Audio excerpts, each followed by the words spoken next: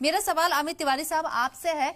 आप बेरोजगारी को लेकर आपकी तरफ से कहा गया था, बीजेपी की तरफ से कहा गया था कि साहब आप हमें सत्ता में ले आइए, हर साल हम 2 करोड़ रोजगार देंगे। लेकिन रोजगार को लेकर जो आलम है मैं आपको बताती हूं। लोकसभा के आंकड़े हैं जो लोकसभा में आपके जरिए पेश किए गए हैं 2022 में। 2014 और 15 में 1,30,423 नौकरियां दी गई और ये मार्जिन जो है धीरे धीरे घटकर 2021-22 में 38,850 पर आ गया। आंकड़ों की बाजीगरी में आप पीछे नहीं रहते हैं, लेकिन जो आंकड़े आपके जरिए दिए गए हैं वो ये बताते हैं कि आप पीछे चल रहे हैं अपने किए हुए वादे के मुताबिक। शबनम जी देखिए, आज से पहले मतलब 2014 से पहले दशकों तक कांग्रेस की सरकारें थी और कांग्रेस ने गरीबी हटाओ का नारा दिया था।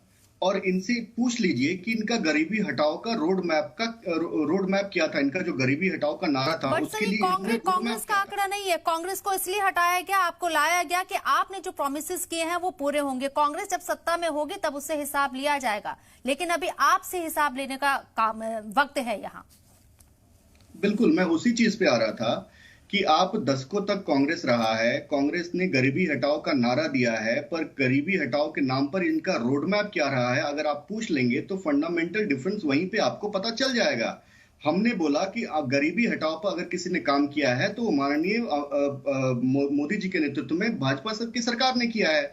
हमने जन धन अकाउंट्स खोले, उसके माध्यम से मुद्रा और स्वनिधि योजना के माध्यम से लोन दिया और स्वनिधि के माध्यम से 5,182 करोड़ लोन दिया गया, जिसमें एससी और एसटी समुदाय के लोग बहुत ही ज्यादा तादाद में थे। उसके बाद डायरेक्ट बेनिफिट ट्रांसफर किया गया, हमने 29 lakh crore direct benefit transfer किया गया। जो पहले कहा जाता था कि 1 रुपया निकलता है और 15 पैसा पहुंचता है, हमने वो सारा का सारा सिस्टम हटाया और हमने डायरेक्ट बेनिफिट ट्रांसफर किया। उसके बाद आयुष्मान भारत के माध्यम से हमने सुरक्षा प्रदान करने का प्रयास किया। और जो जिस तरीके से कहा जा रहा था अभी कि बेरोजगारी का दर बढ़ गया है, महंगाई की दर बढ़ गई है, तो ये कांग्रेस का कालखंड ही था जब डबल डिजिट में महंगाई का दर हुआ करता था। और आज आप महंगाई का दर देख लीजिए, पेट्रोल के प्राइसेस 100% से ज्यादा 2004 में जब कांग्रेस की सरकार आई और 2014 में जब कांग्रेस की सरकार गई तो उसका पेट्रोल के 100% से ज्यादा बढ़ोतरी थी। और हमारे कालखंड में आप देख लीजिए पेट्रोल के प्राइसेस में कितनी बढ़ोतरी है,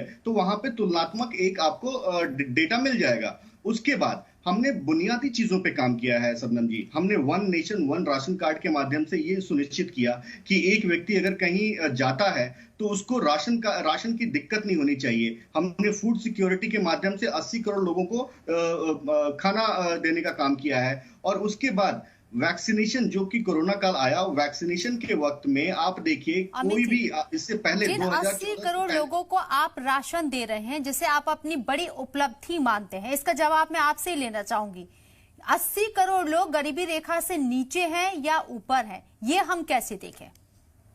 नहीं शबनम जी देखिए, इसको फूड सिक्योरिटी स्कीम के माध्यम से हम 80 करोड़ लोगों को जो है वो फूड प्रोवाइड करा रहे हैं। इसका गरीबी वो अपना काम कर रहे हैं, उनको रोजगार जो है वो कर रहे हैं, ये फूड सिक्योरिटी के माध्यम से हम उनको प्रोवाइड करा रहे हैं। दूसरी बात जो मैं कहने जा रहा था कि वैक्सीनेशन, पहले वैक्सीनेशन जो होता था वो 50 साल 100 साल लग जाते थे वैक्सीन आने में।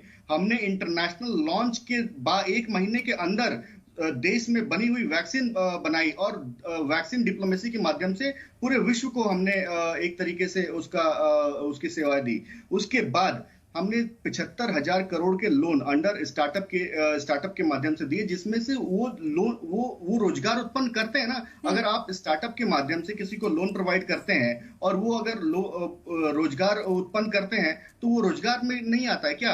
रोजगार केवल सरकारी कंपनियों में नौकरी मिले सिर्फ वही रोजगार नहीं है। रोजगार प्राइवेट, लेकिन जिन स्टार्टअप्स की आप बात कर रहे हैं कितने सस्टेनेबल है, ये अकाउंट बड़े हैं, नंबर्स बड़े हैं पीएफ अकाउंट के। अमित साहब, इसका जवाब मैं आपसे लेना चाहूंगी। एजुकेशन को लेकर G20 समिट में भी हमारा ये टॉपिक था, एजुकेशन को और कैसे बेहतर किया जाए।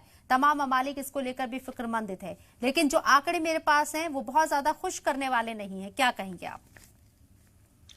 शबनम जी देखिए, आपकी तो बहुत बड़ी रिसर्च टीम है। अभी रत्नाकर जी ने जो बातें बताई कि उनके शासित राज्यों में 500 रुपए का गैस दिया जा रहा है, आप अपनी रिसर्च टीम भेजिए इन जगहों पे। राजस्थान में भेजिए, कर्नाटक में भेजिए, छत्तीसगढ़ में भेजिए, हिमाचल में भेजिए, आपको एक भी लाभार्थी इसका नहीं मिलेगा। दूसरी बात जो ये कह रहे थे कि बिजली भी सस्ती की गई है, मैं कर्नाटक में हूं, कर्नाटक की सरकार ने ये कहकर सत्ता में आई थी कि बिजली हम 200 यूनिट फ्री करेंगे। आज यहाँ पे बिजली 50% से ज्यादा बढ़ गई है। कर्नाटक की सरकार ने ये कहा था कि हम महिलाओं को बसेस में फ्री ट्रैवल का सुविधा देंगे। आज कल ही की बात है जो यहाँ पे ट्रांसपोर्ट बंद था और वो लोग हड़ताल पे गए थे क्योंकि उनको नुकसान हो रहा है और वो सरकार से उसका मुनाफा चाहते हैं जो वो ये स्कीम्स लेकर आए हैं। और इन्हीं के नेता डीके शिव कुमार जो यहाँ के गृह मंत्री हैं, उन्होंने ही कहा है कि अब हम कल्याणकारी काम नहीं कर सकते हैं क्योंकि हम इतने फ्री स्कीम्स दे रहे हैं, तो हम एक कल्याणकारी काम नहीं, कोई भी डेवलपमेंट वर्क अब कर्नाटक में नहीं होगा। ये उनका बयान है ऑन रिकॉर्ड। तो रत्नाकर जी पहले जवाब दें अपने इन तथ्यों पे कि जहां जहां पे वो सरकारों में है वहां वहां वो क्या काम कर रहे हैं। दूसरी बात, पेट्रोल की बात की इन्होंने कि पेट्रोल क्रूड ऑयल इतना था तो क्रूड ऑयल उतना था। इनके राज्य में इसी काल में सबसे ज्यादा अगर कहीं पेट्रोल है तो वो पेट्रोल के प्राइसेस हैं तो वो राजस्थान में है। और ये कंसेंसस क्यों नहीं लाते हैं? जीएसटी काउंसिल में तो इनके भी प्रतिनिधित्व है। जीएसटी काउंसिल में ये क्यों नहीं कंसेंसस में आते हैं कि पेट्रोल को जीएसटी में इंक्लूड किया जाए? ये अंदर कुछ और बोलेंगे, बाहर निकलकर मीडिया में कुछ और बोलेंगे। तीसरी बात, आम आदमी पार्टी ने इतनी बातें कही। देखिए, आम आदमी पार्टी बिल्कुल ही झूठी पार्टी है और निराधार पार्टी है जिसका शीर्ष नेतृत्व बच्चों की झूठी कस्में खाकर बयानबाजी करता हो, बच्चों को झूठी कस्में खाकर कुछ बोलता हो और फिर पलट जाता हो, तो उस पार्टी के बारे में कोई चर्चा करना मेरे ख्याल से तथ्यात्मक नहीं होगा और ना ही कोई ये समय की बर्बादी होगी उसके बारे में बात करना। और अब मैं आता हूं आपके सवाल पे।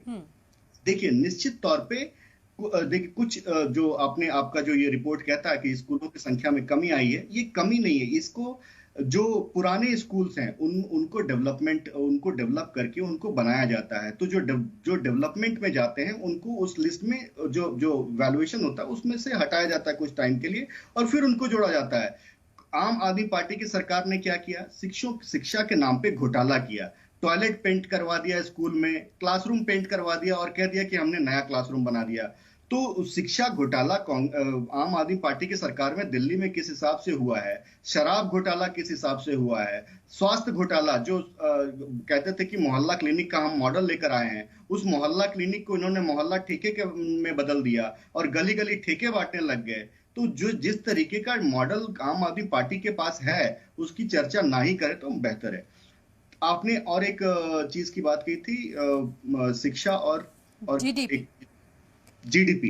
देखिए, जीडीपी के आंकड़े में बदलाव होते हैं और निश्चित तौर पे जो भी आपने अभी रत्नाकर जी कह रहे थे कि मॉर्गन स्टैनली पढ़ लीजिए या किसी बैंक का रिपोर्ट पढ़ लीजिए या हमारी बैंक का आरबीआई का ही रिपोर्ट पढ़ लीजिए, तो उन्होंने आंकड़ों जैसे जैसे हम क्वार्टर में बढ़ते हैं आंकड़े बदलते रहते हैं और इस क्वार्टर का आंकड़ा निश्चित तौर पे बढ़कर आया है, आरबीआई के रिपोर्ट में लिखा हुआ है। तो जीडीपी के स्तर पे भी हम निरंतर काम कर रहे हैं कि किस तरीके से जो मैन्युफैक्चरिंग सेक्टर है उसको बढ़ाया जाए, किस तरीके से जो अभी आपने देखा इन्फ्लेशन की बात करी, अभी 2 महीना पहले 200 से ऊपर का टमाटर बिक रहा था, वो एक टाइम बीइंग था। आज की डेट में 30 रुपए किलो टमाटर बिक रहा है। तो एक टाइम बीइंग फैक्टर को हमें परमानेंट नहीं बोलना चाहिए, वो एक टाइम बीइंग इफेक्ट रहता है और वो समय के साथ जो उस समय की परिस्थिति रहती है उस पर दाम बढ़ता है और फिर घट जाता है। तो इसमें महंगाई दर जिस डबल डिजिट